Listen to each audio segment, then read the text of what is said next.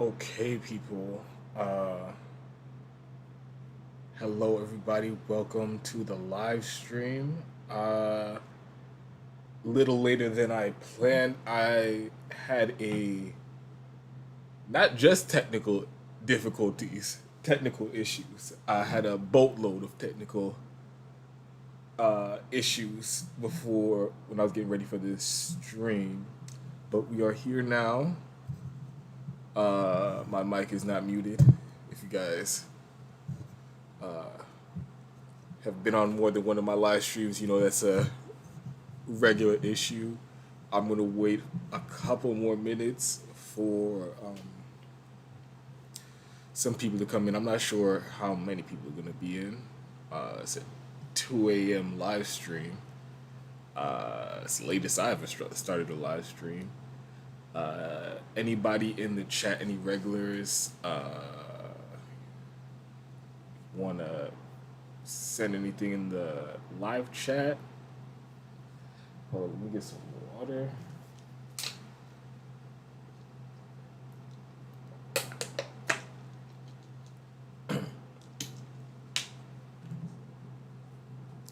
Um, 6 people in the live chat. All right. How about this? I'll give it maybe 3 minutes, 4 minutes, um, before we get into the first topic. Uh, I have some very interesting things to talk about in the live stream today. Uh, you may have heard some of these topics before, some of these stories before, but of course I got to put my take on it. Uh, all right. Um,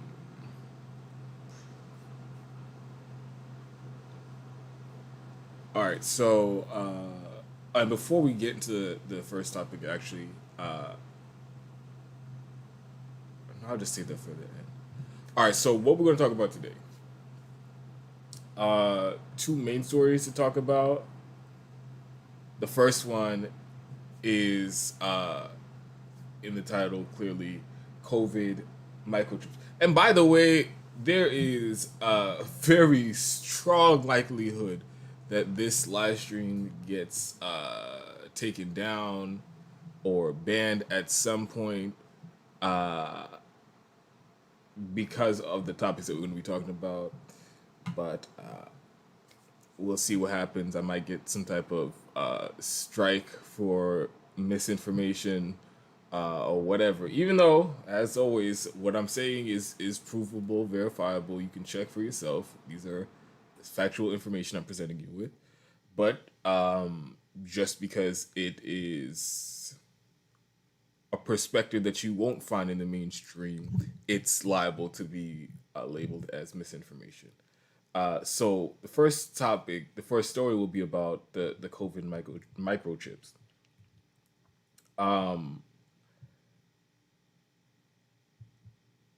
the COVID microchips because and this ties into or is just further evidence in or proof of that the Great Reset is really in full effect. It's a plan in motion. Because what the Great Reset is, there are a couple different aspects of it, but one of the main parts is this sort of blurring the lines between well the physical world and technology, and also human beings and technology. And one of the ways that we're going to see this transition take place is things like this COVID microchip that is supposed to be well, there are two microchips that we're going to talk about. One is from DARPA, which is like the top secret research part of, or arm of the Pentagon, the Department of Defense. They have a a microchip, yeah, COVID microchip, and there's also this private company that has a COVID microchip, and I'll get into more of the details of that later in the story. But this all ties into the Great Reset, and uh, I will be doing more content on it because I haven't done a whole lot of it on this channel, but I think it's an important topic, so that's why I'm doing this one. Also, there's a story about some unruly activists in France, as usual. Um, it's a funny little video on Twitter. I'll show you guys. I want to hear your takes on this sort of direct action. Also, the CDC director just, I mean, the CDC is just a fucking clown show at this point, and the all knowing people at YouTube, it's literally in their policy that you're not allowed to disagree with the CDC, which is just, it is. I will still never get over that. This has been the policy for this entire pandemic, but I think I like I said, I just never get over it. You can't disagree with the CDC, even though the CDC has been proven dead wrong, objectively, irrefutably wrong, and just outright lying and misleading the public several times throughout this pandemic. But you're not allowed to disagree with them, though. The CDC literally changed the quarantine time for anybody who has tested positive for COVID. So instead of having to stay home from work for 10 days to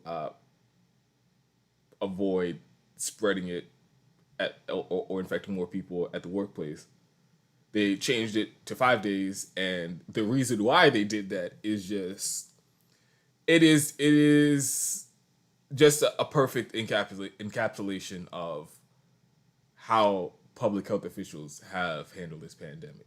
So that's definitely a very interesting topic. And also, this is unrelated to that, but the CDC director was on Fox News, and she was asked a question about how they're counting COVID deaths, and it was very interesting. Her answer was very interesting because she did not want to answer the question, even though the answer is already pretty public, and it's been public since basically the beginning of the pandemic. So we're going to get into the first topic. Let me just check the chat. Name is Mike. Missed the live stream last night, but glad to see you back. Well, I'm glad you're here now, and I'm glad to be back. I thought about streaming on Rumble or Rockfin? Rumble, I've been told that all you have to do is just sign up for Rumble, so I guess I'll do that eventually. And Rockfin, I'm going to get back into making like regular, consistent content. And then I'm gonna talk to somebody at Rumble about bringing the channel there. So, yes, eventually, hopefully, sometime soon, I'll be streaming on Rockfin at least.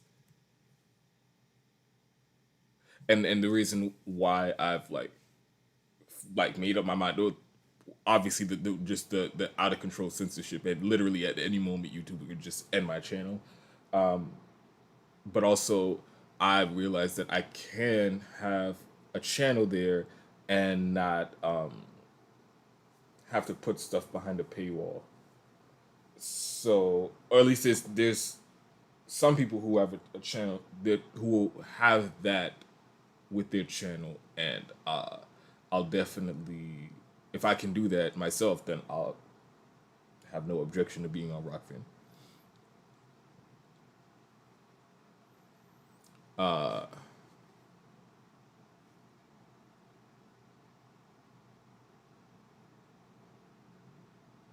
The Debate Me channel says chips. Yes, chips. And this isn't like some crazy meme conspiracy theory.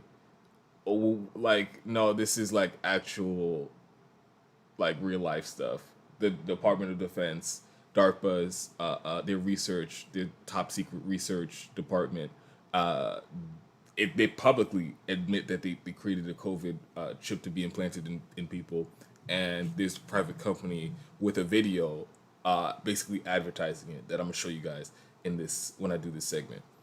Uh, Chuckles last laugh, unapologetic, uh, for the win. Nice to see you, Rockfin, Rockfin, Rockfin. Yes, you guys really want me on Rockfin. I can't tell you how many times I've been asked by people in the audience to bring the show to Rockfin. So I have to give the people what they want. Uh, Phenomenal mysticism. Glad to see you back. Hi Dante. I'm glad you're back live stream. Oh, miss you. Well, I miss you too. Phenomenal mysticism. Glad to see you in the chat. I don't think you were here yesterday when I was live, so I'm glad you're here today. Uh, Paul Eisenberg says hip Swedish tech bros are advertising microchips, so it's cool now. All right, so I'm going to get into that microchip story right now. All right, let me just make sure I have the video.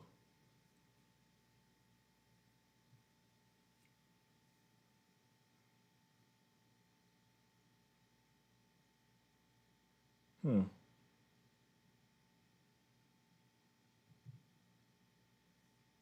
All right, there it is.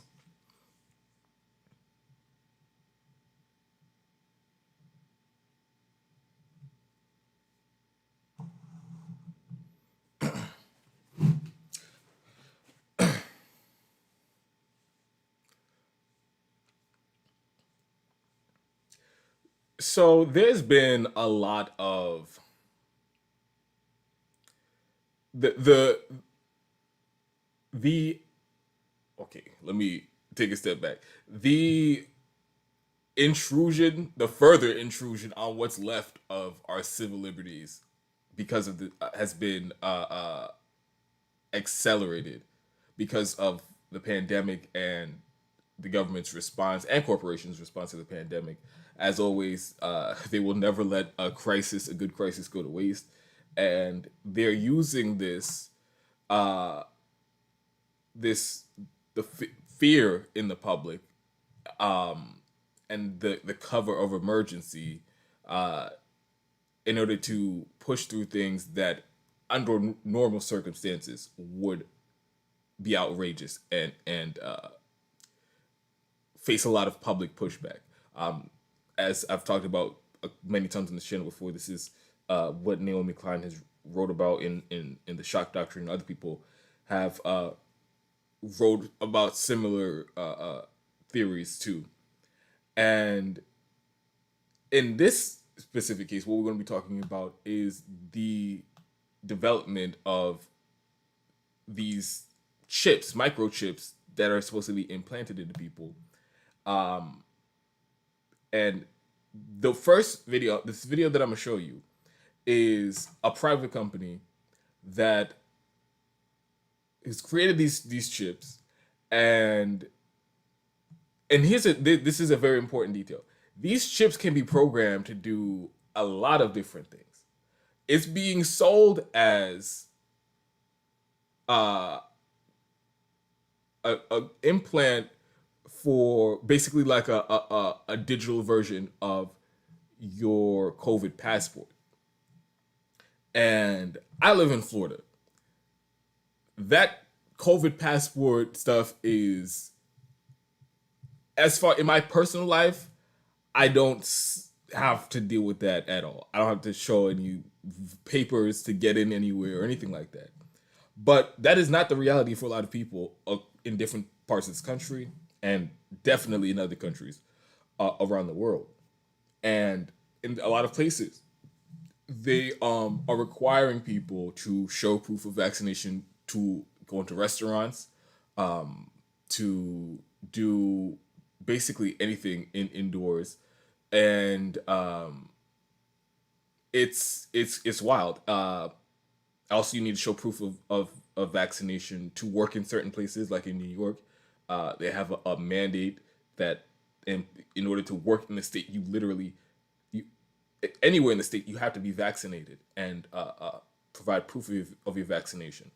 In other countries, I believe they're even making it so that you can't even enter like it's you have to show papers to actually somebody to listen to on this is Whitney Webb, because she lives in Chile, and they have some of the most restrictive they're still technically, I think they're still in some version of a lockdown because of COVID. And you have to uh get approval to leave your house through the police department. You have to print these papers that show you going this place, to the grocery store, whatever, and you have to make the request through like the police department and print out these forms, and you have to have it on you, or else you can be arrested if the police ask you for it in the streets and you don't show proof of the reason that you have to be out. So what I'm saying is there's a lot of restrictions being made on people because of the vaccine passports and things like that. So now there is these they're trying to use the idea of the vaccine passport, or these policies in order to push these chips to be implanted in people, because now you don't have to worry about if you lose your vaccine card or anything like that. You just got a chip implanted in you, and people could just scan it, and oh wow, they know your vaccination history and stuff like that.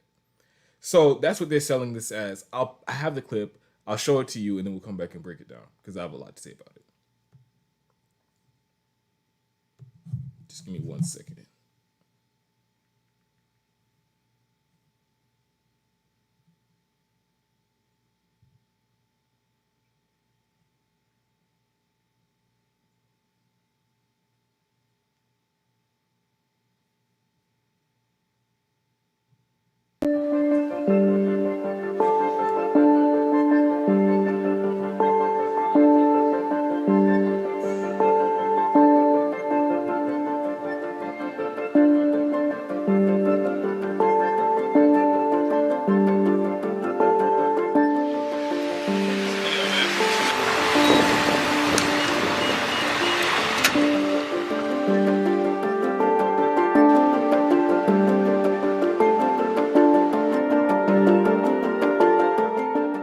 Implants are a very versatile technology that can be used for many different things. And right now it's very convenient to have a COVID passport always accessible on your implant.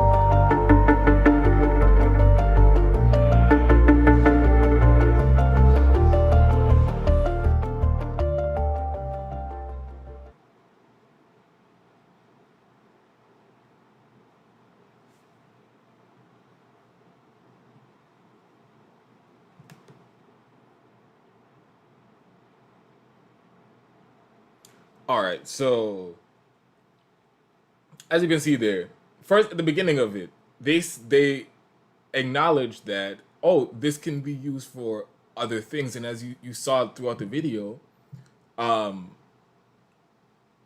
they the employees at the company have chips implanted in them to use as I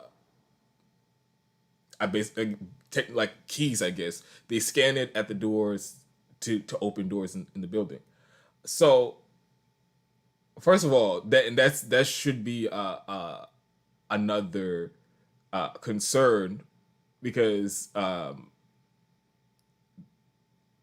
don't put any ideas in the heads of employers because as we've seen with Amazon and other employers that already track and monitor everything that their employees do, uh,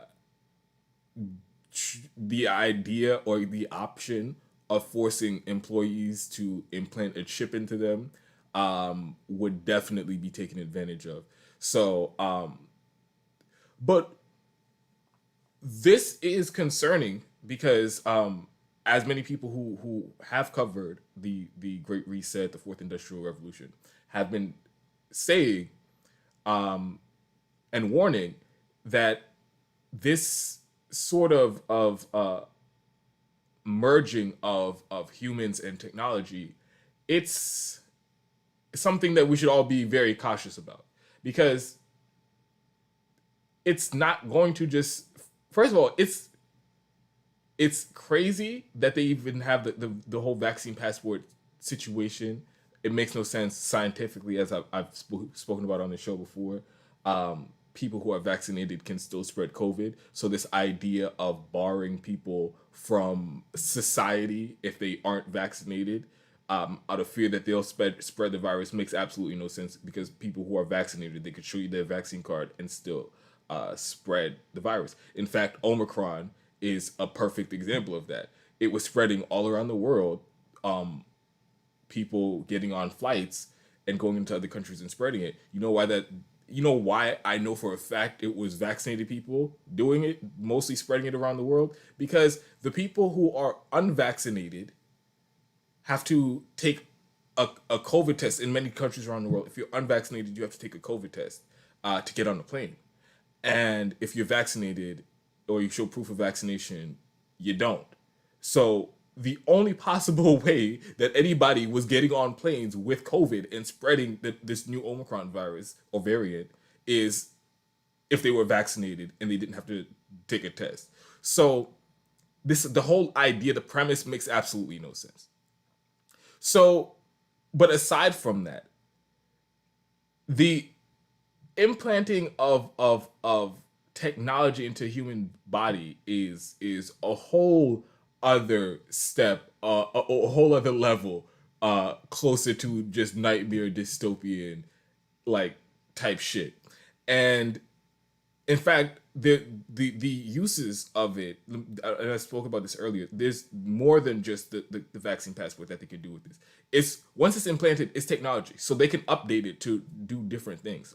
So an example of what once you have this thing implanted in your body, so DARPA, which is the Defense Department's like top secret research part of the department, they recently announced that they also have a COVID chip. This COVID chip, though, it will regularly check your blood to see if you test positive for COVID. So it's a chip that's implanted in you that's constantly testing your blood and sending that data to somewhere. That sounds crazy to me. And the fact that this is produced by the Department of Defense definitely would make me multiple, like it multiplies my skepticism and the hell no in me that I will ever get this any chip like that. Because first of all, what do you okay, so they're testing the main function of it is to test your blood for COVID. Okay, so what if they decide, and this is another thing that's talking about the Great Reset. What if they decide, you know what, let's start testing people for or doing other shit, like testing for other shit. Like what's stopping them from drug testing people once they have a chip that can test your blood for whatever now? What's stopping them from testing your blood for different drugs or anything like that, and using that in job applications or for law enforcement? We already know, for example, like the NSA, who illegally collects all of Americans' data, their phone histories, their internet histories, text messages, emails, and all those things. We already know that there was multiple stories about how they're taking that data that they illegally collecting on everybody and then sharing it with other agencies in the government, like the DEA. So they will go through or yeah, flag people's text messages without a warrant or emails or whatever. If they suspect them of some type of drug crime or anything like that, then they'll forward it to the DEA. So once you have this chip implanted in you, and again, what if they decide, all right, let's do an update, and now we're gonna just regularly do drug tests, and anybody who tests positive, we're gonna send the DEA to kick in their door or some shit like that. Like this level of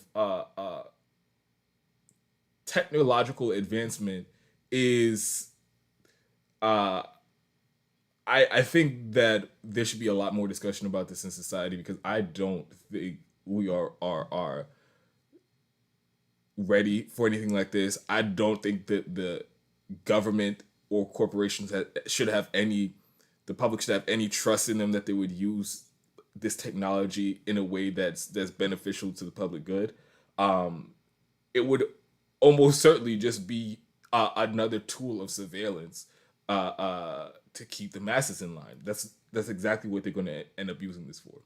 Um, and something that I keep bringing up when I talk about these COVID related policies and these technologies and things like this, similar to after 9/11, how they passed the Patriot Act with the mass surveillance and Department of Homeland Security and all these different things, the TSA, Customs and Border Patrol, uh, uh, or ICE, I mean, um, they passed all these things, and there's never going to be a time when they dial it back. So 9/11 happened 2001, and still to this day, 2022, yet you still have to deal with the TSA and all the unnecessary security screenings at the airport. The Homeland Department of Homeland Security is as big and violating civil liberties and people's constitutional rights as ever, and they're getting even more money from Congress to keep doing that shit. We've seen them when what they were doing like during the Black Lives Matter protest back in 2020, how they were spying on protesters and activists, kidnapping people off the streets and shit like that. So this thing that was allegedly created to fight terrorism, all these domestic policies that were allegedly created to combat terrorism, they've been expanded into just this rank police state. So once you give the government these authorities and these powers, they're not going to just go back. So we should be very thoughtful about what we let slide and things that we accept as a society, or else it could be very bad. And another example is like the war on terror. Look, it's been going on for 20 years now. For 20 years, this war on terror has been going on. Set the Middle East on fire, set Africa on fire, destabilized entire regions, and destroyed entire countries, and ruined and dismantled governments, all because a terrorist attack in 2001. Look what it snowballed into because it was completely unchecked, and they have this fear, this thing to scare the public, and put people in this state where they're more willing to give up their freedoms because they have something to be afraid of. And that's exactly what's happening with COVID and with these microchips. And it's not I just don't think this is a good look, and I think this is something that people should be very cautious about. Let me see what's happening in the chat.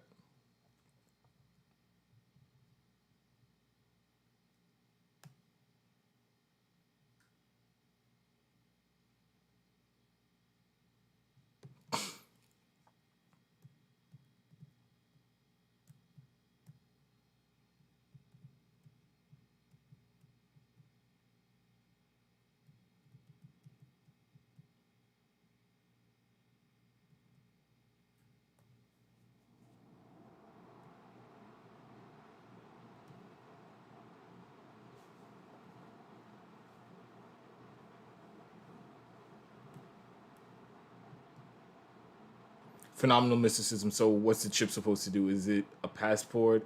Is it a tracking device? So as he said, the chips can be programmed to do many different things, and like you said, like you saw, the employees they have chips implanted in them, and they use it as keys to open doors in the building.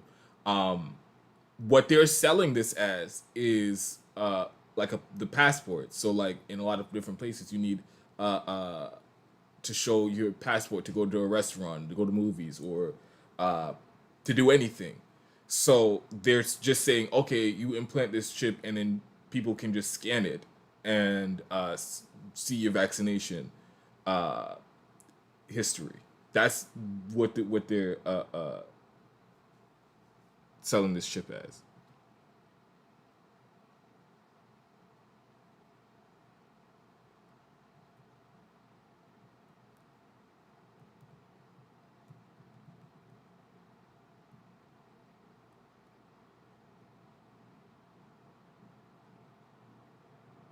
Uh, GooseCon Gaming says they use fear mongering to trick people into giving up rights slowly over time. And something that I want to add to that, and people will go along with it. That's the scary part, is how much people are just willing to go. And we're all seeing it right now with the COVID thing, like how people are just, there's a percentage of the public who just shut their brain off. They aren't thinking critically about anything. They aren't doing their own research. They're just listening to what the doctors are telling them, or to what with the public health officials on that they see on the news are telling them. And they're just scared and like, okay, guys, you guys are the expert. Just tell me what to do and I'll do it. And so when I was in college, I had a professor, and he was probably one of the best professors I ever had. He did so. One day we in class, we were talking about civil liberties, civil rights, and things like that. And so he was like, okay, so everybody, he made everybody in the class stand up, and if you, he would just like ask a couple different questions, and so if you agreed with it, you have to go on one side of the room. If you disagreed, you stayed on the other side of the room. And I don't remember all the questions that he asked, but at one point it was like, oh, do you? It was, he started asking questions like, oh, would you? Do you think it's okay for the government to go through your emails to or whatever to stop terrorists or whatever? And then it was like a bunch of people who would go and like, oh yeah, I think if they're gonna keep us safe or whatever, let's go. I'm okay with it. So they went to the other side of the classroom, and then he just kept asking questions, and then like he was asking about, okay, you think it would you take off your shoes and go through like do you think it's okay to force people to take off their shoes and go through x-ray machines and all this stuff to make sure at airports to make sure that there's no bombs or anything like that? And the entire classroom, at that point, the entire classroom was on the other side of the room. And I'm just looking at these people like, what the fuck is wrong with you? Like, you guys have no sense of distrust in the government. But a lot of people don't. They just, if you scare them good enough, they will let you do anything. And that is a frightening thing. Jared R says, good to see you again. Good to see you in the live chat, Jared.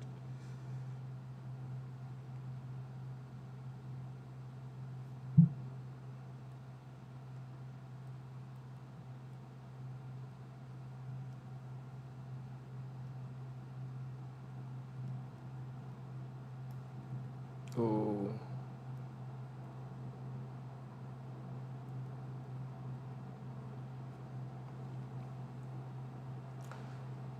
Phenomenal Mysticism says heart disease is the biggest killer disease in the United States, and the media isn't worried about that causing massive amounts of death. No, they aren't. And again, all of this hysteria isn't about health. It is not about public health. As you talked about all the people who die from heart disease and things like that. That's not anywhere near the amount of airplay, because the reason for that is corporate profits and the unhealthy food that corporations sell to the public, and the fact that it's harder and it's more expensive to buy healthy food than it is to buy this unhealthy food that's making people sick. So a million people a year could end up dying from diseases directly related to the food that's provided, but they aren't going to make a peep about it, because then that disrupts, or it puts a spotlight on the agriculture industry and their dangerous practices that they do for to boost their profits. So yeah.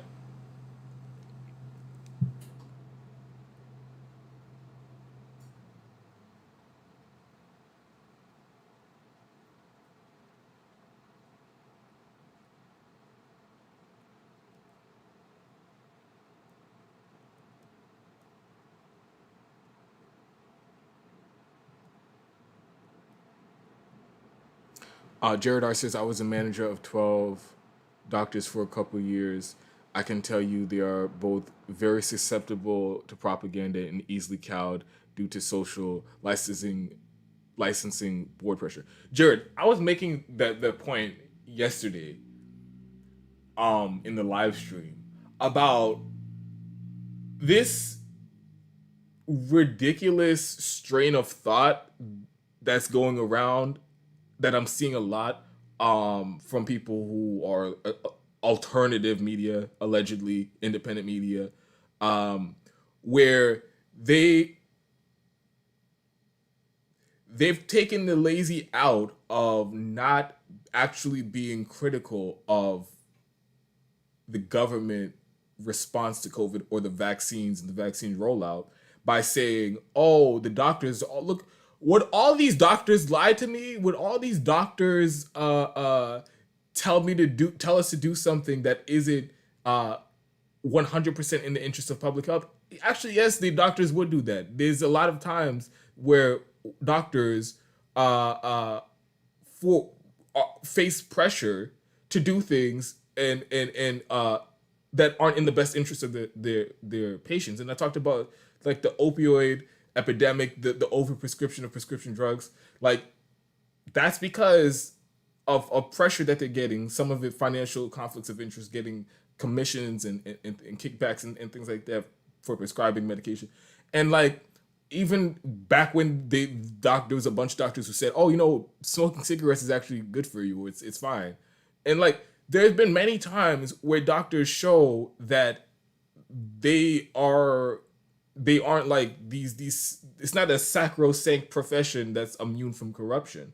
And the part about the licensing boards and stuff like that also ties into like the financial conflicts of interest with doctors and researchers who don't, even though the CDC, the FDA, Dr. Fauci, all these public health institutions being incredibly wildly unethical in the way that they've handled the pandemic. None of them will say anything about it, because that's their sources of funding. That's where they get money for research. That's where they get money to fund their labs. So even though we've seen Dr. Fauci come out, lie about masks, lie about the origins of COVID, lie about the vaccine efficacy and stuff like that, none of them will say anything about it, even though they know, or the mandates and all those things. None of them will say anything about it because they don't want to bite the hand that feeds them. So public health is not the top priority here, and they can face pressure just like everybody else to go along, to get along. Hold on, before I finish those comments, there was some unrelated chats before I started the last story that I'm gonna get to. Before I forget, the Debate Me channel says, "Have you noticed that there are a new faction of the left forming that is scared by the corrupt Democrats, that they're now adopting right-wing talking points?" Yeah, there's a lot of them that are doing that. Oh, he continued. For example, the Democrats did did a clown show about January 6th, which is so annoying that some people on the left are now spreading misinformation about what actually happened. Even from back when it happened, there was a bunch of people spreading misinformation, and there's a lot of people who are sounding like uh, corporate Democrats, making a lot of the same arguments. In fact, when I was yesterday in one of the segments that I was talking about on the live stream, something similar was like Kyle Klinsky and Crystal Ball. They were saying, oh, they were like shitting on people, content creators who and Dr. Robert Malone, people who have been critical of the vaccines and the vaccine rollout, and saying that, oh, what they're doing is dangerous, and because they're only presenting one side of it, and they need to also talk about all the good stuff of that come with the vaccines or whatever. So doing like this bullshit, both sides. Oh, you have to tell both sides of this, like present both sides. Like this is the same neutrality bias bullshit that corporate media has done forever. Perfect example was with climate change. Like they'd have somebody to say, oh, climate change is real, then they'd have somebody else come on and debate them, say, oh, climate change isn't real. Like that neutrality bias bullshit. Like, no, I have factual information that I want to present. I think it's important that I present it, and I'm not obligated to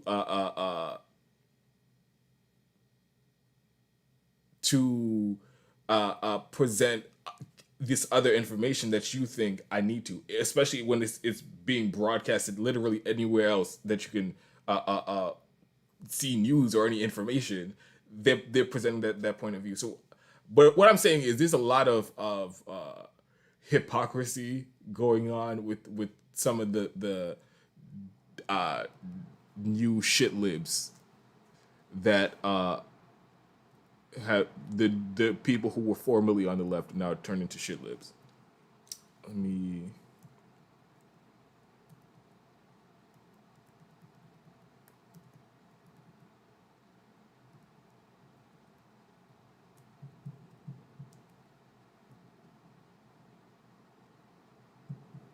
Name is Mike says, I'm not a fan of Alex Jones, but all that crazy sounding stuff he said for years is starting to become reality with these chips. Yeah, man. A lot of conspiracy theorists are being proven correct. Or people who are called conspiracy theorists, and with people who had more fringe out there takes on certain issues, they keep being proven correct.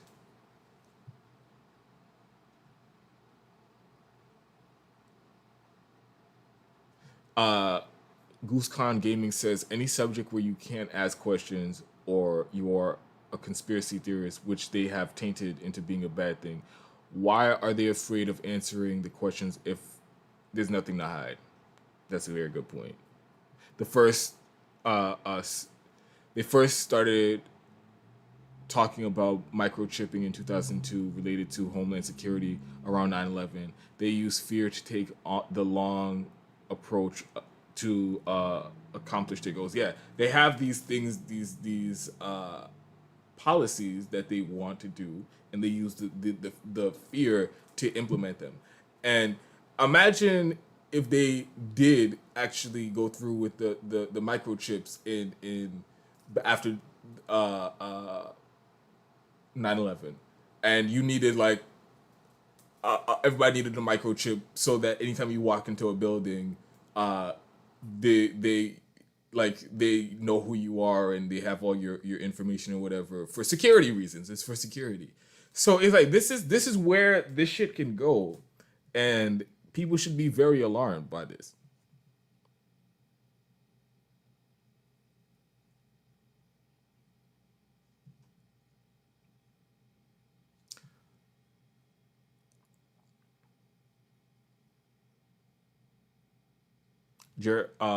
Paul Eisenberg and Jared are with having a little conversation.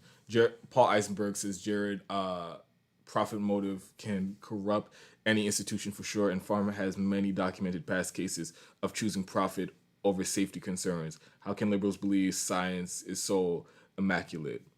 That's the point I've been trying to make, and I have another story to talk about the science, the religion of science that they all claim to believe in. Jared R responds, says the AMA controls licensing and Big Pharma controls the AMA and the government. Yeah, so you need to get their say so if you're going to even work in the field. Sinead says, been worried about you. Hope you're doing okay. Totaled my car Thursday. What? Rear-ended someone and have only liability, so the other driver is covered. I'm familiar with tough times. Here's a good. I know, Cindy. You've had some rough times in the time that I've had this channel and you've been following. That is not great to hear. Do you like have any idea how you're going to get around, like with transportation or anything like that? Damn. I hope you're okay though. Ooh, there's a lot of comments.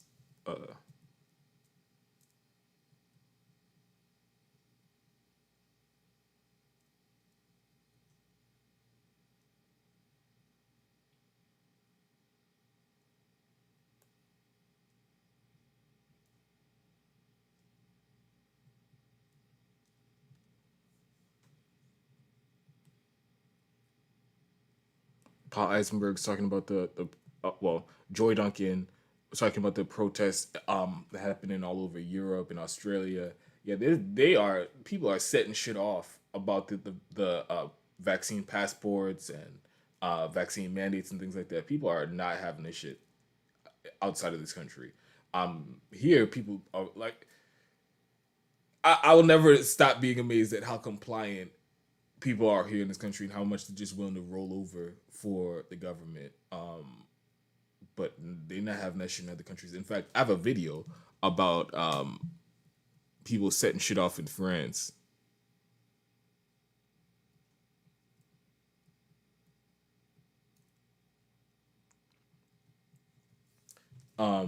Before I get to that, if you guys can contribute anything, any amount helps. The link to Streamlabs if you want your comment, if you want to send a comment with a tip, and it'll pop up on the screen.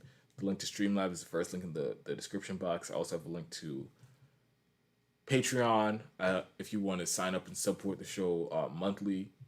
I also have a link to PayPal if you want to do like a one-time contribution. Also have a link to GoFundMe so I can have a regular place to record. I have a link to Cash App in the description box that's also pinned in the live chat. So if you guys want to help support the show, making sure that I can keep making content, help me out in any of those links. I have a clip from France that I thought was funny.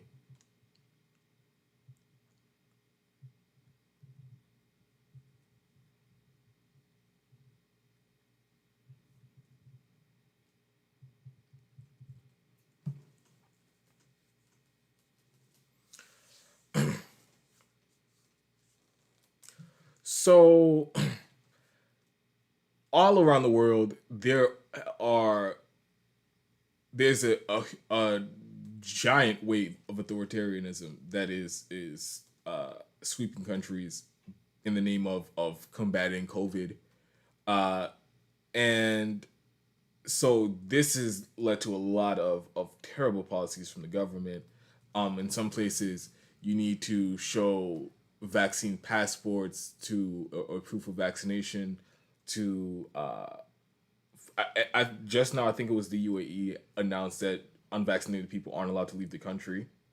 Um, Many countries have it so that you can't go anywhere and do anything without proof of vaccination. You can't go to uh, you can't go out to eat at restaurants. You can't uh, go to like the movie theaters or anything indoors without proof of vaccination. um, in New York and other states in the United States, other places. I'm pretty sure other countries around the world they have the vaccine mandates, um, requiring you to be vaccinated in order to work. So this has led to some pushback, a lot of pushback. I've seen a whole lot of craziness, thousands and thousands of people in the streets. Um, some most of the time it's peaceful. Sometimes it's not. Sometimes there was actually a couple weeks ago in I want to say it was in Sweden. They were setting buildings on fire, setting cars on fire. The police shot and killed like 9 protesters. There were thousands and thousands of people out in the streets. Huge, massive demonstrations. Um, so people are they're fed up with the mandates and they're fed up with the vaccine passports because one on the grounds of civil liberties and their own autonomy, bodily autonomy, which everybody should defend. But also on scientific grounds, it makes absolutely no sense because okay, you have you have to show proof of vaccinations to get into wherever, even though so you're gonna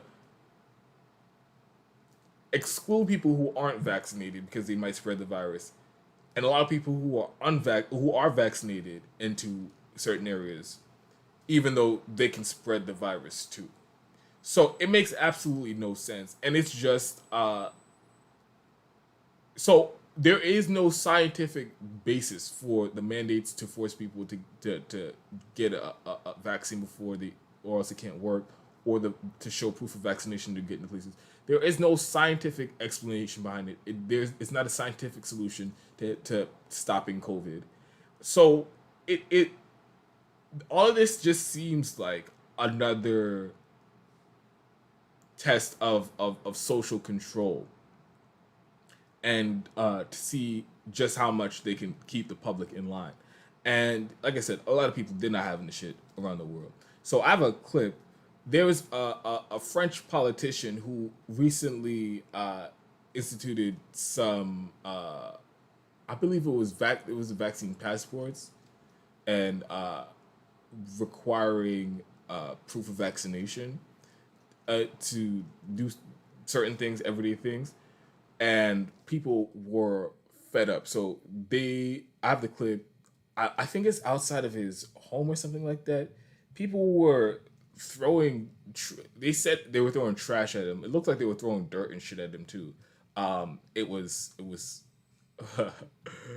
pretty funny. I'm not gonna lie. So I'll play the clip and then I'll come back.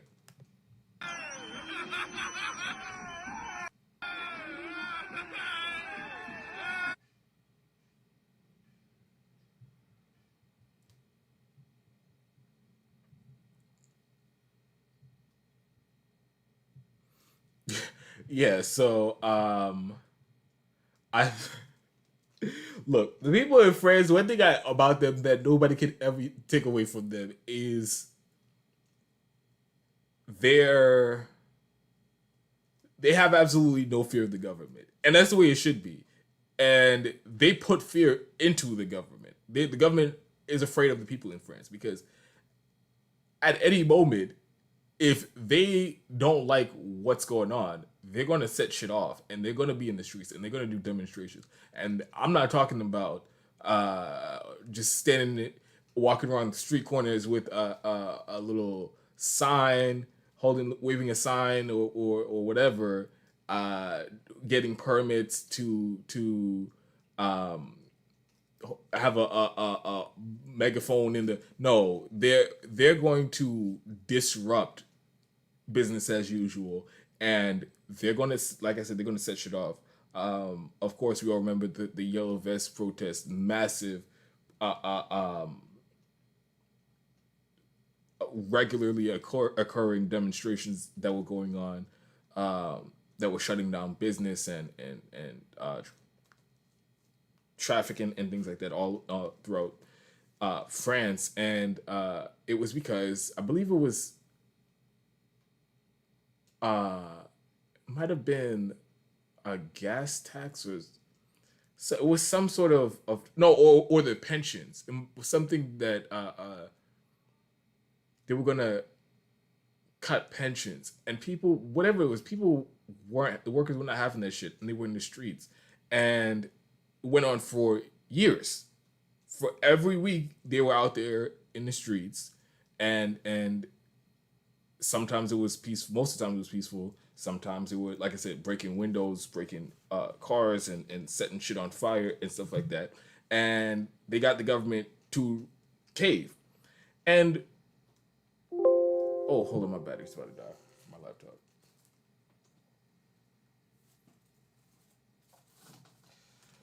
Yep, wildly unprofessional.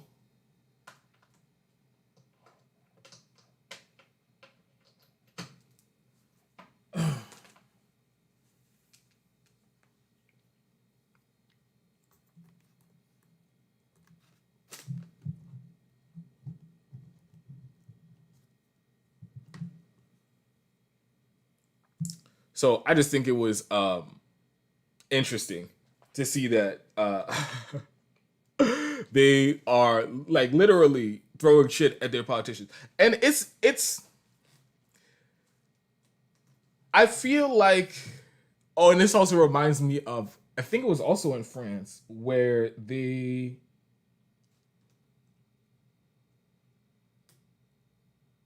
was a supposed to be a increased tax on the farmers, and so the farmers showed up outside of the capital, or city hall or whatever, and they were like literally had these machines, and they were like throwing shit onto the and manure onto the buildings, the government buildings.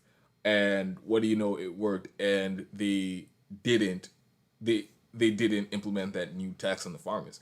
So I think that activists in the US, there's a lot to be learned from demonstrations around the world. France is always one of the top examples at how to be creative and push boundaries and really make it so business as usual can't continue until demands are met. And also this that video, it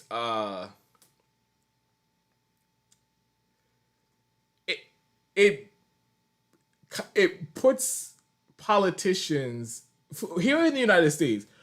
It's like people view politicians as these untouchable beings that are like all powerful and like above everyone else, but they don't treat politicians like that and they like these big celebrities and things like that here. uh they don't treat them like that, like royalty in other countries. Like in the UK, the prime minister, his house where the prime minister lives is like some like a brownstone on the side of some random fucking street. And uh people just, a lot of times randomly, people just be outside of his house protesting and demonstrating, especially when they're about to throw his, like the prime minister's ass out. There will be people furious outside of their door, and they have to face them when they walk outside. And like I said, putting fear into these politicians, fear of their constituents. And I just, like I said, here in the US, they don't view politicians like that. So can you imagine if, and here's the thing though, it's not like these tactics are things you pull out for no reason. It's when the government is so completely unresponsive and hostile to their constituents that they're supposed to be representing. It's like you're out of options. There's you tried calling the offices, you tried to vote for different politicians, you did the picket, the sign, holding up the signs outside and marching on street corners and shit like that, and they are completely unresponsive. So then it escalates. It has to. There's no other. That's just the natural progression of things. So it escalates, and So can you imagine here in the U.S. where the government won't provide people health care? It's just the entire function of the government at this point is to serve corporate power, and which is the exact opposite of what's the interest of what's in the public interest. So can you imagine if after they've left us for dead during any number of crises going on here and refusing to provide basic services, if people were just so fed up that anytime any of these politicians go anywhere, they have to face a fucking mob like that. Like people just out there throwing shit at them, yelling at them, cursing at them. Like they need to feel that pressure, or else they have no incentive to do what the public wants, and that's been something that I've a point I've been trying to make on the show for a while. So I just thought that was an interesting little video that I wanted to share with you guys that I saw on Twitter.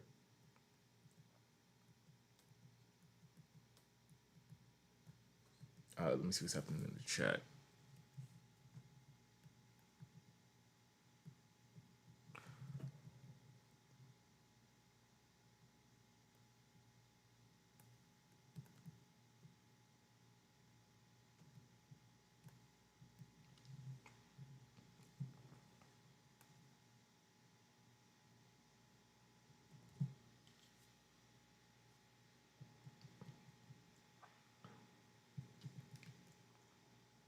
Joy Duncan says, sadly, I still think it has to get much worse in the US before more people unite for a common goal. So the government will do whatever to keep us divided. Whatever. That is true. But like I said yesterday, the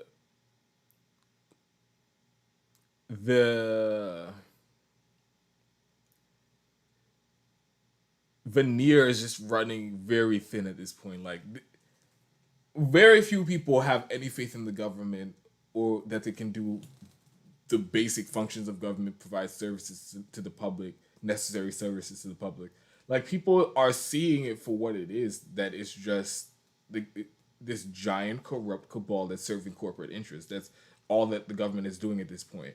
And I'm seeing people are becoming more and more fed up, more than at any point in my lifetime. And I do think that as soon, hopefully soon, we reach a tipping point and people just have had enough. I was really hoping it'd be during this pandemic when the government left us for dead. And actually, worse than left us for dead, used the cover of emergency to do corporate heists like the CARES Act and nothing for the public. I was hoping that would really set a fire into some people. Unfortunately, it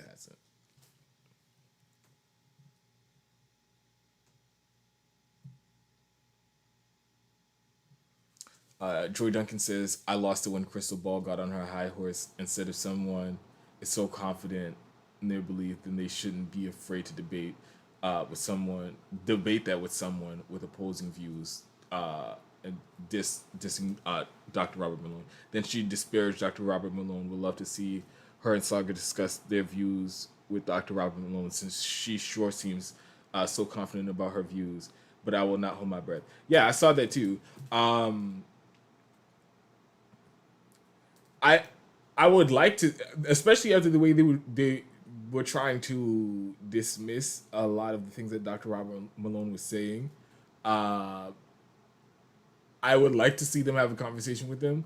What I think their cop out would be, because it's not like it would be impossible for them to get in touch with Dr. Robert Malone. They know Joe Rogan. First of all, their platform alone, they could just reach out to Dr. Malone and get him on the show. Also, they have Joe Rogan's number, so they can literally just text him and be like, "Yo, can you send me Dr. Robert Malone's number," or some shit like that. So it is definitely in their ability to have a conversation with Dr. Robert Malone. I think they won't do it, and the cop out will be, "Oh, well, he's a doctor. I'm not a doctor, so I couldn't push back where it's needed." Yada yada yada. But like you said, she seems very confident in the positions that she's taken, and she's very dismissive of anybody who's more critical of these vaccines and the vaccine rollout. So if she's that confident, she should talk to somebody like Dr. Robert Malone.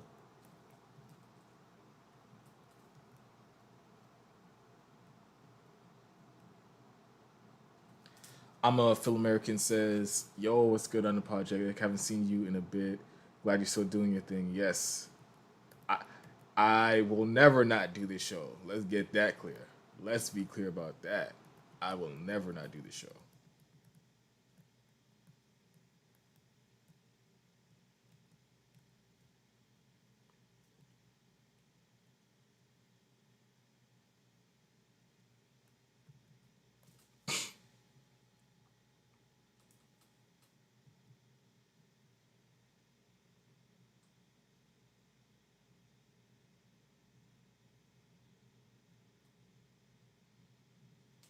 Uh, Anthony Tillman, glad to see you in the live chat again. France wasn't always this way.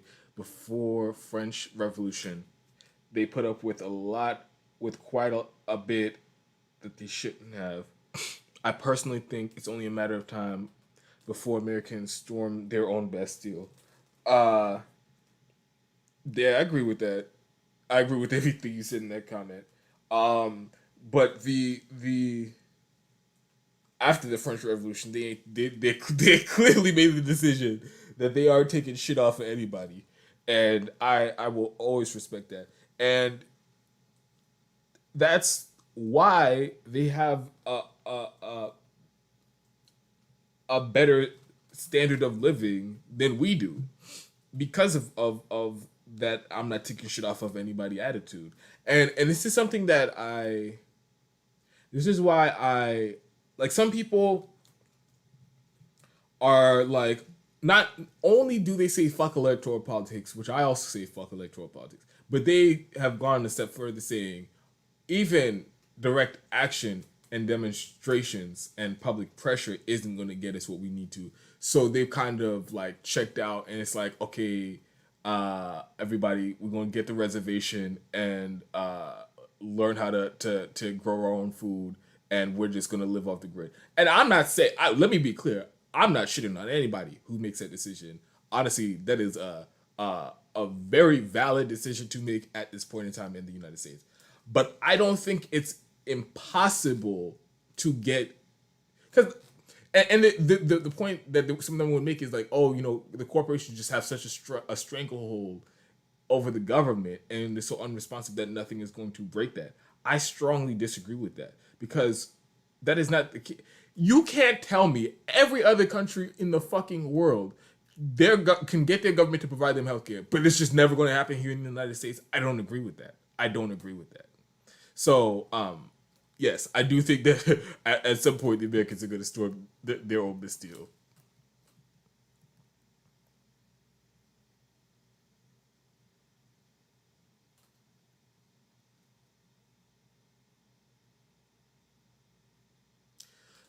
Phenomenal Mysticism says, "Don't you think it's funny that U.S. exceptionalists get mad at Europeans for forcing their government to have universal healthcare, but U.S. exceptionalists are comfortable with jab mandates?" Yeah, yeah. Because you know what? Like, it's like I said, we've talked about this, the fear, the I'm so scared. People are telling me all these like, all I'm just hearing is this fear mongering.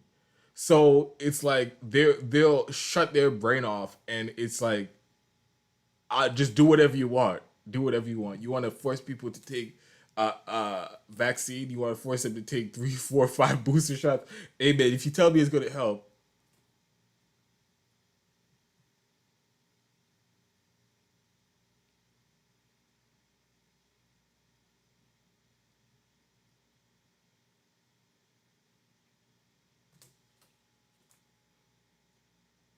Charlie Brown's Rebellion says, had the bell ticked, but it never rang for this stream. Uh, well, I do not like that. Honestly, it's the like the whole notification shit on YouTube has it really turned it like it's another version of or another arm of their censorship. How they just um no longer give notifications, because I think before you used to always get notifications when anybody you follow or subscribe to posted anything. And that makes sense because you subscribe to them for a reason. You want to see their content. So when they even just added the bell notification, it was a hit to alternative media. But then also now, like as we've seen, like sometimes they'll turn it off, or sometimes you just still won't get the notifications anyway. So, well, I'm glad you made it to the stream.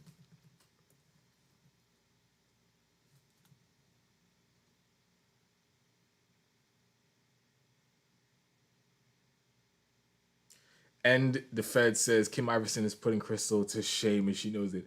I will say this. Um, on COVID and on some other issues too, but definitely COVID, because sometimes Kim Iverson she be missing me. She be losing me on some certain times. But when it comes to COVID and the vaccine and the vaccine rollout, she really has been out front on this since the very beginning of the pandemic. So I'll always give her props on this. There and it's not just her, but there were a lot of people who I would say cemented their credibility, at least on this this topic of COVID. Similar to like someone like Matt Taibbi after the financial crash, and he was one of the few people who was actually on the money about what happened and why it happened, and the all the corruption minded and all that stuff.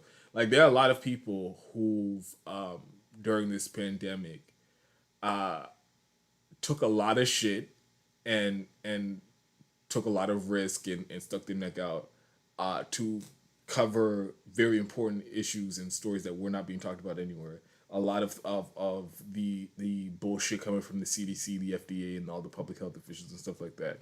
And Kim Iverson is one of those people, and I'll give her props on that. And she definitely way better on COVID than Crystal. And her she on Rising, she I think she her definitely does way more controversial content than Crystal Ball ever did. Um, Way more controversial and I would say thought provoking and necessary content, way more than Crystal Ball ever did on Rising.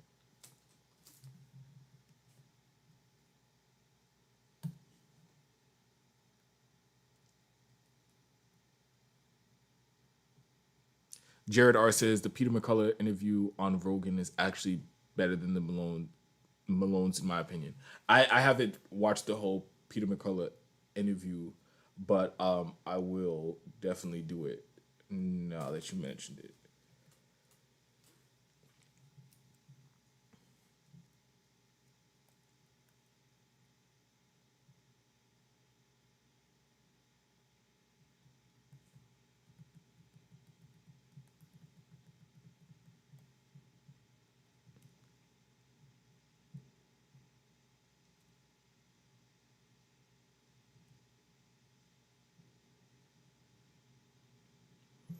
Sini says Crystal Ball's a huge Karen. She's disparaged Assange while at MSNBC. Saga worked for neocon think tanks, and they always smear China. The show is propaganda 100. I think they their limitations have become incredibly clear over the last few uh, months or over the last year. Um, on COVID, of course, like they do not deviate much from the mainstream narrative. They do not. They'll cover some, of the bullshit from the public health officials and stuff like that. They covered Fauci lying and shit like that. But ultimately, it's just they aren't. It seems like they are just like, and I think it's that they have a lot of elitist friends and friends who work in the offices of politicians and friend like rich friends in media and stuff like that. So they even though they're more with it and do more working class focused content than mainstream media, I think they definitely have limitations and they are not as good as many other like smaller content creators, independent alternative content creators who are out there now. So they definitely have make way more money than anybody else, but their show is not that great.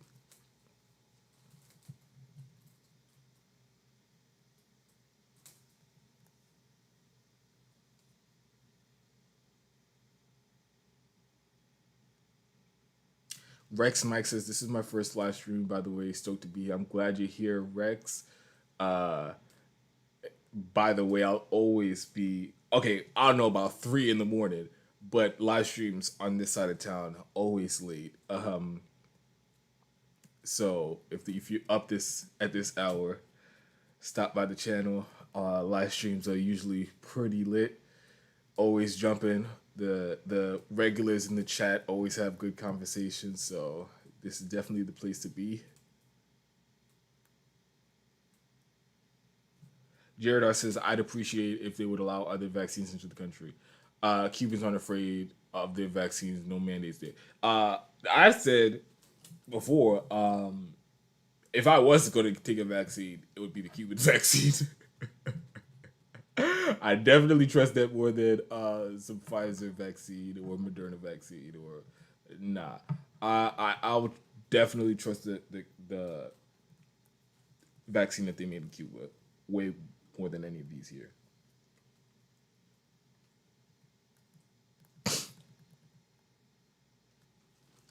Jared R says Kim is like hold on. Jared R says Kim is like 70% spot on and 30% what the fuck kind of girl.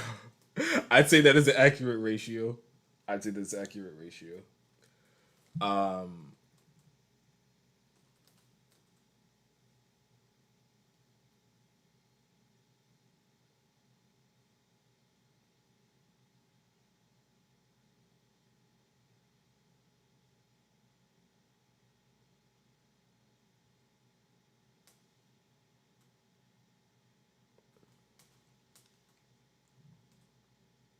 Anthony Tillman says, if we want to maximize direct action, we must deal with corrupt leadership in unions and activist group. No good to be organized if leadership is being steered or ship is being steered by corrupt leaders.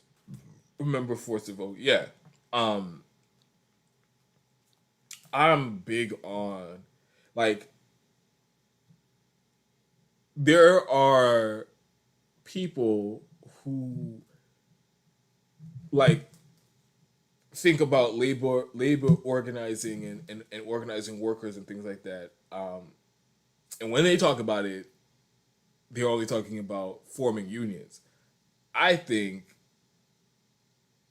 first of all, the time it takes to form a union is a lengthy process by itself, and I think, and of course, there are barely any unions here anyway. So if we want to have some type of mass worker action to try to form all these unions, and I think that is, I think it would be better to just organize with the workers directly, talk to the workers directly, and have them do their own type of actions without having to get the green light from unions who are also most a lot of time in bed with the corporations that they're supposed to be opposing and challenging. So I agree with organizing workers. I think it should be done outside of unions, out, outside of unions, because the union leadership has proven a lot of times that they just they control the opposition. But there were recent wins that unions got, like the Kellogg's workers. Uh,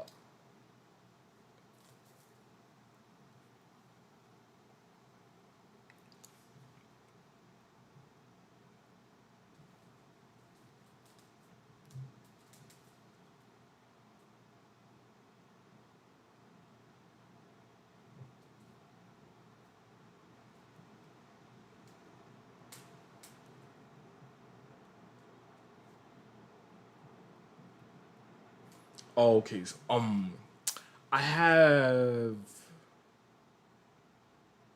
Okay, so I also wanted to talk about the so there's this it's become very in vogue for people to uh proclaim how much they trust the science, and they listen to the experts, and hey man, I can't think for myself. All these doctors are telling me this and this about COVID. Let's just listen to them. They're the experts, and let's listen to Fauci. Let's listen to the CDC. Let's listen to the FDA, because these people care about public health, and they strictly science, and that's what's guiding all their decision, right? Well, that's not the case. That hasn't been the case the entire pandemic. If that was the case, hospitals wouldn't be being built. If that was the case, they would have provided fucking healthcare like every other country in the world has. They would have provided that at some point during this pandemic that we are now 2 years into, nearly 2 years into.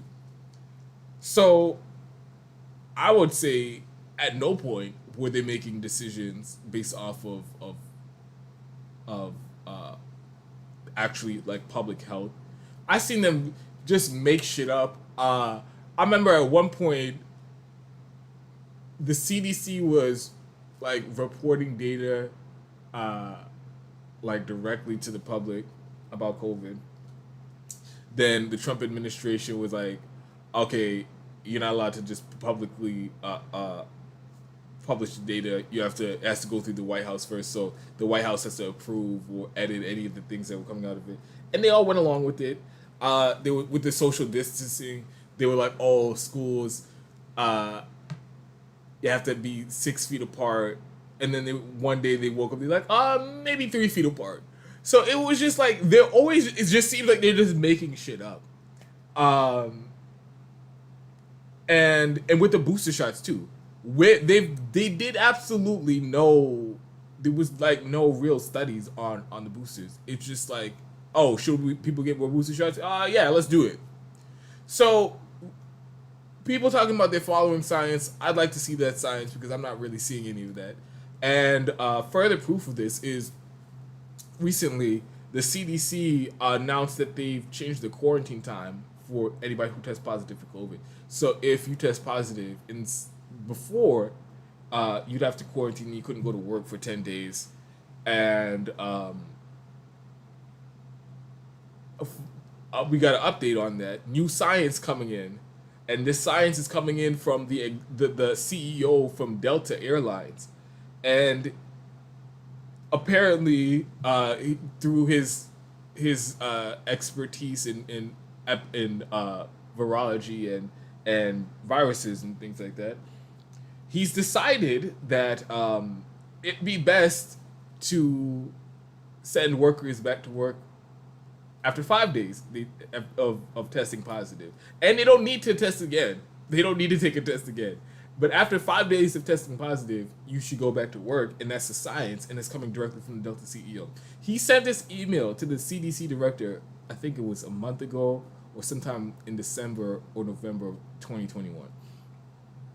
And what do you know? The CDC changes their guidelines to exactly the amount of time that the Delta CEO sent them in an email because he wanted his employees back to work because they were out too long. So again, this is supposed to be the institution that has public trust, and people are supposed to believe that they're operating in the best interest of public health. And clearly, what they're doing is making decisions off of what's best for corporate profit. That's not even up for debate. So again, as I've said throughout this pandemic, at some point, I don't care what you tell me, but you've proven time and time and time again that you are not making decisions and policy off of what's in the best interest of my health and what's in the best interest of public health. And instead, you're doing what's in the best interest of corporate profit. So then, when these same public health officials, these same doctors, are going around saying, "Oh, everybody needs to get vaccinated with this experimental vaccine," I just don't believe them, and I have every right to not believe them because of shit like this. So people have conveniently left out the, and it's like, especially people who were like on the left, independent media, alternative media, who understood and understand how corporations run the show. This is corporate power is it's unmatched here in the United States, and they own the government. And they all they do is make decisions for what's best for their own profit and what's going to make them the most money. That's how they make decisions. But yet there's this cognitive dissonance where people just believe them with the data that they're presenting, and the science that they're presenting, and the guidelines that they're presenting, and the policies that they're presenting. And they're just believing them because these are the experts. And I think it's lazy. I think if you are being critical of what's happening and actually following what's happening, it's become untenable position to believe anything that comes out of these people. And it's, like I said, at some point, it's just you lied to me one too many times. And we've way past that point with the CDC. They literally have no credibility at this point with me, and shouldn't have any with anybody else in the public. And I also have another video to show you all. This is on a, actually, I'll just get to the comments on this topic, and then I'll come back and with some more information about the CDC director and how she is just, this whole thing is a clown show.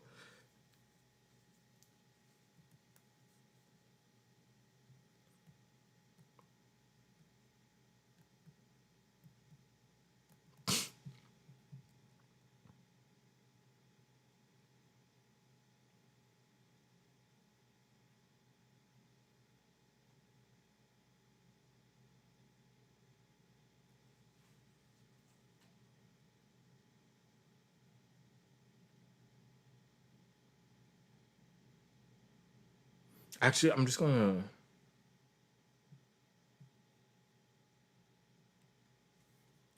find that video.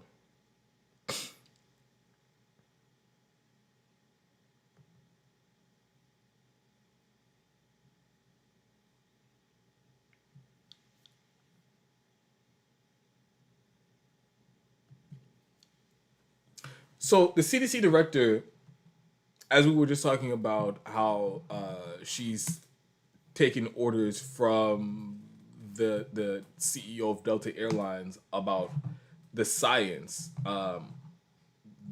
when it comes to the guidelines about how long you should stay out of work if you test positive for COVID. So she went on Fox News and was asked a question, a very relevant question that I think all public health officials should be ready to answer. And it was about how COVID deaths are being counted. So I'll play the clip, and I'll come back and break it down. Because again, yeah, I'll just come back and break it down. Just give me 1 second.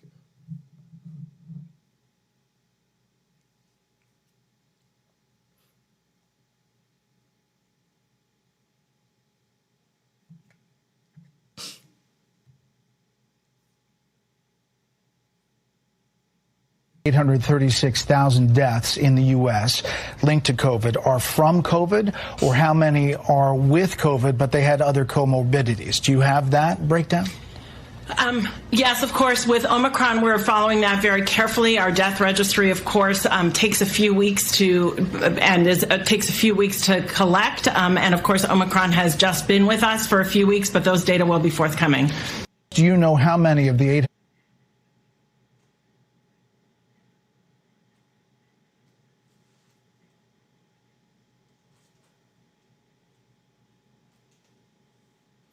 All right, so clearly did not answer the question there. The question was a very valid question. How many of the 8,000 people, the deaths that have been officially counted as COVID deaths, how many of them are people who died with COVID, or how many people are for people who died from COVID? And it's an important distinction, because if you died from COVID, that means it was directly because of you catching COVID that you died. Dying with COVID means you could have had any number of health issues. You could have been in a car accident, and just because you tested positive for COVID, it's counted as a COVID death. That's dying with COVID. And we've known for a while, because, and this isn't me making it up, it's been public for a while, that the way that they're counting deaths is if you died with COVID. So, like I said, no matter what it is, if you're in the hospital, if you test positive, you could have had a heart attack, or you could have had a brain aneurysm, or any type of medical issue that you've had for a while. That could have been the reason why you're in the hospital. It could be even the reason why you died. But if you test positive for COVID, it's counted as a COVID death. So I really have no concrete answers I can give you as to why that is. Why they are, well, the reason that I can't give you a definitive answer as to why it is. But the fact that they are doing it, counting it that way, is weird. And there's no it's weird. And a good example is like Colin Powell. He had like some sort of cancer and all these other health issues that could have led him to die, and the fact that he was like 89 years old or some shit, and he tested positive for COVID, and then he died. And then there was this giant question: so does Colin Powell's death count as a COVID death, or is it because he's old and he has all these other health issues that were going to kill him anyway? And there was no. The answer is clear by the official like what they're going by, counting deaths with COVID, but it doesn't make any sense to count Colin Powell as a COVID death for the reasons that I listed already. So I think it's it's worth pointing out that that's the way that the COVID deaths are being counted. I have no idea what the number would be if it was only counted COVID deaths from COVID, not just deaths with COVID. I have no idea what that number would be, but if this is the way that they're doing it, it seems like they're inflating the death count. And that's not to say, oh, nobody's died from COVID. Of course, people have died from COVID. People in my family have, or people I know have died from COVID. And so I'm not saying it's not real, but I'm saying for whatever reason, it seems like they're overcounting the deaths.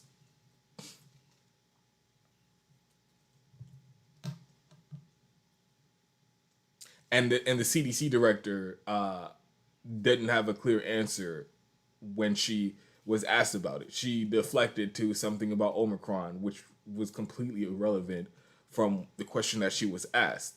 And why it is that they don't want to publicly say, oh, we're counting any death with COVID as a COVID death. I'm not sure, because that seems like a very straightforward question that could have had a very straightforward answer, but she chose to deflect and again just raises question.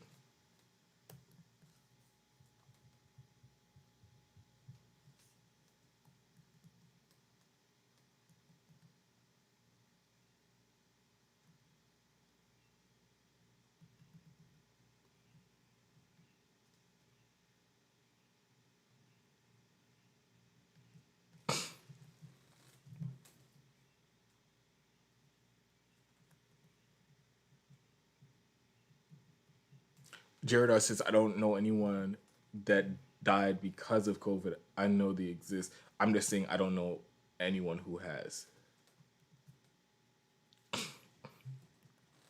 Paul Eisenberg says, Bernie Out of the Closet 2015 Counterpunch article by Paul Street covers how Bernie, since the 90s, functions keep third parties out of Vermont. They just expanded that nationally to 2016 and 2020. He's a DNC tool. I haven't read that article before. I would like to read it. Actually, I know I've heard about him suppressing third parties in the Green Party in Vermont. I'm not sure if I read that article. But him being a DNC tool, that is 100% true.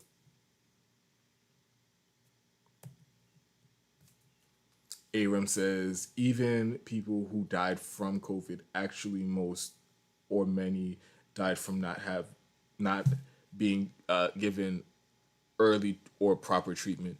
People who died from COVID were denied treatment.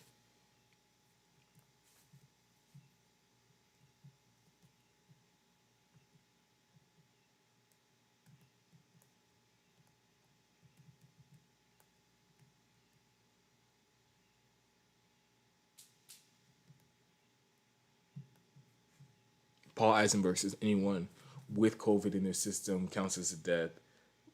They don't do any in-depth investigation.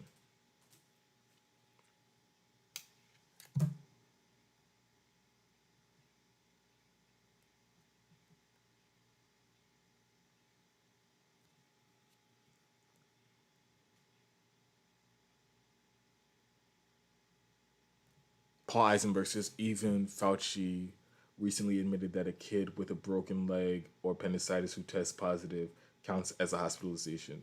So why is that different for adults? It isn't. Yeah, I heard about that. I saw that too. Like, so if you're in the hospital for anything else and you test positive for COVID, it counts as I believe it counts as a COVID hospitalization. And this is something I was trying not to mix up with when I was having that conversation about the COVID deaths.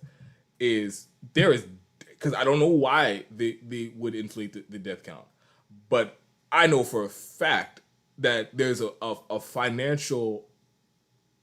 profit motive for hospitals to report more COVID hospitalizations because they get money from the government from COVID hospitalizations. So that's exactly, so if you're a kid with a broken leg or appendicitis or whatever, and you're there and you test positive for COVID, them saying you're hospitalized from COVID gets them money. So there is I'm not saying this is 100% what's happening, but I'm saying there's definitely a profit motive to increase the hospitalization count.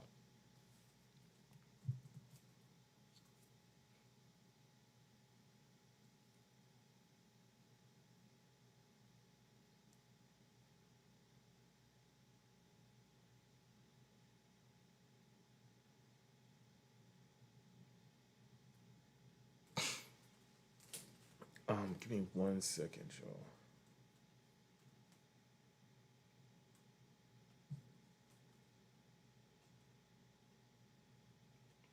All right. I didn't add in that that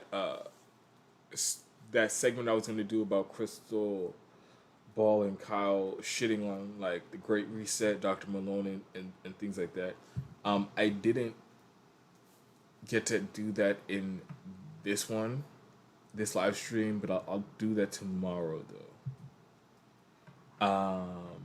I am tired. It is 3:49 on my side. I'm going to tap out. I appreciate everybody who showed up. Late as hell, as always, completely unannounced. So if you caught the stream, you caught the stream. Thank you everybody for showing up. Have more videos to do or more segments to do tomorrow. If you guys can help support the show, the links are in the description box. Links to Streamlabs, links to Patreon, links to, if you want to support the show monthly, link to Patreon is there. There's a link to PayPal, link to a GoFundMe. There's also a link to Cash App that's in the description box, and it's also pinned in the live chat. So, thank you all. I appreciate everybody for coming out tonight. I will see you tomorrow.